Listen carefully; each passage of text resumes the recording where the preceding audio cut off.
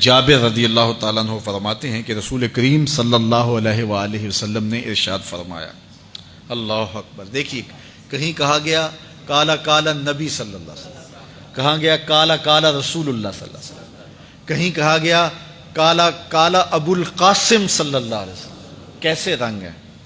حضرت عائشہ بھی روایت کرتی ہیں حضور کی حدیث، تو کبھی نہیں کہتی کہ کالا کالا زوجی، میرے شوہر نے کہا، وہ بھی کہتے ہیں کالا کالا رسول اللہ، میرے رسول نے کہا۔ حضرت عباس روایت کرتے ہیں تو کبھی نہیں کہتے کہ میرے بھتیجے نے کہا، وہ بھی کہتے ہیں کالا کالا رسول اللہ صلی اللہ علیہ وسلم۔ اللہ اکبر۔ حضرت علی روایت کرتے ہیں، حضرت علی حضور کے بھائی لگتے ہیں نا، تو کبھی نہیں کہتے کالا کالا اخی، میرے بھائی نے کہا، وہ بھی کہتے ہیں کالا کالا رسول اللہ صلی اللہ علیہ وسلم۔ اللہ اکبر۔ یار رسول کا رشتہ کتنا بڑا رشتہ ہے۔ تو کوئی نہیں کہتا میرے شوہر نے کہا ہے، کوئی نہیں کہتا میرے بھتیجے نے کہا ہے، کوئی نہیں کہتا کہ میرے بھائی نے کہا ہے، سارے کہتے ہیں میرے رسول نے کہا ہے۔ تو یار یہ کتنا بڑا رشتہ ہے، کتنا عظیم رشتہ ہے، تو اس رشتے کے ساتھ فخر ہوتا ہے، ناز ہوتا ہے۔ اللہ اکبر۔ تو یہ کیا کہتے ہیں؟ کالا ابو القاسم۔ اب یہ کہتے ہیں کالا کالا رسول اللہ صلی اللہ علیہ وسلم۔ رسول کریم صلی اللہ علیہ وسلم نے ارشاد فرمایا، اُرِدَتْ عَلَيَّ النَّارُ، میرے اوپر جہنم کو پیش کیا گیا، میں نے جہنم کا ملاحظہ کیا تو میں نے وہاں ایک عورت کو دیکھا، اس کی ایک بلی تھی، اس بلی کی وجہ سے اس کو میں نے عذاب میں مبتلا دیکھا۔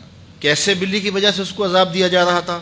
اس نے بلی کو باندھا ہوا تھا، قید کیا ہوا تھا، نہ تو اس کو وہ کوئی دودھ دیتی تھی، کوئی اس کو کھانے کے لیے چیز دیتی تھی، اور نہ ہی اس کو چھوڑتی تھی کہ وہ زمین کے کیڑے مکوڑے کھا کے اپنے پیٹ کی آگ بجھا سکے، یہاں تک کہ وہ بلی بھوک کی وجہ سے مر گئی۔ رسول اللہ فرماتے ہیں بلی کی اس مالکہ کو میں نے جہنم کی آگ میں جلستے ہوئے دیکھا۔ اور عمر بن عامر الخزائی، بنو خزاعہ کا شخص عمر، اس کو میں نے دیکھا اپنی انتڑیوں کو جہنم کی آگ میں دھکیل رہا ہے، اس کی انتڑیاں نکلی ہوئی ہیں اور جہنم کی آگ میں گھسیٹتی ہوئی اس کی انتڑیاں جا رہی ہیں۔ یہ پہلا شخص تھا جس نے سائبہ بنائے تھے، جانوروں کے کان چیر دیے اور بتوں کے نام پہ چھوڑ دیے، یعنی سب سے پہلے بت پرستی کا آغاز عرب میں کرنے والا بنو خزاعہ کا عمر بن عامر یہ تھا۔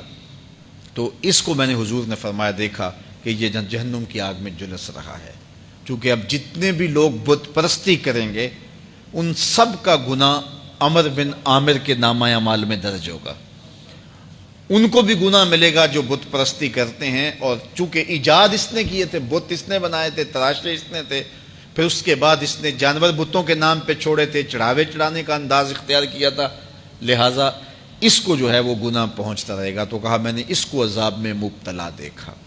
تو اگر خیر کی بنیاد رکھو گے نیکیاں ملتی رہیں گی، کھاتے کبھی بھی کلوز نہیں ہوں گے، اور اگر برائی کی بنیاد رکھو گے قیامت تک اس برائی پر جو عمل کرتے رہیں گے اس کا گناہ بھی کھاتے میں پڑتا رہے گا۔ اللہ اکبر۔ تو ہمیں اچھائی کی طرح ڈالنی چاہیے، نیکی کی طرح ڈالنی چاہیے۔ آقا کریم علیہ الصلوۃ والسلام نے ایک موقع پر فنڈ مانگا تو ایک شخص نے اٹھ کر کے پیش کیا، تو جب اس نے پیش کیا تو اس کے دیکھا دیکھی دوسرے بھی کھڑے ہو گئے، دوسرے بھی پیش کرنے لگے۔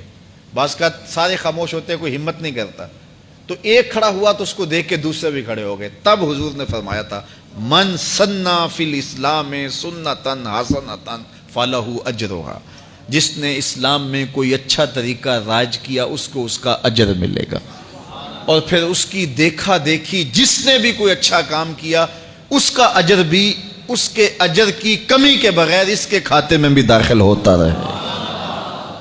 اس لیے نیک، اور میں کئی لوگوں کو جانتا ہوں کہ جو جمعۃ المبارک کے اجتماع میں، پیر کے اجتماع میں لوگوں کو لے کے آتے رہے، کسی وجہ سے وہ خود نہیں آتے لیکن جن کو لے کے آتے رہے وہ اب بھی آ رہے ہیں، تو وہ اگرچہ نہیں آ رہے اور کچھ فوت بھی ہو گئے ہیں، تو جو جن کو لے کر آئے ان کے کھاتے کا ثواب ان کے نامہ اعمال کے کھاتے میں بھی درج ہوتا رہے گا۔ تو اس لیے اچھائی کی طرح ڈالو، نیکی کی طرح ڈالو، اچھائی کی طرف جاؤ۔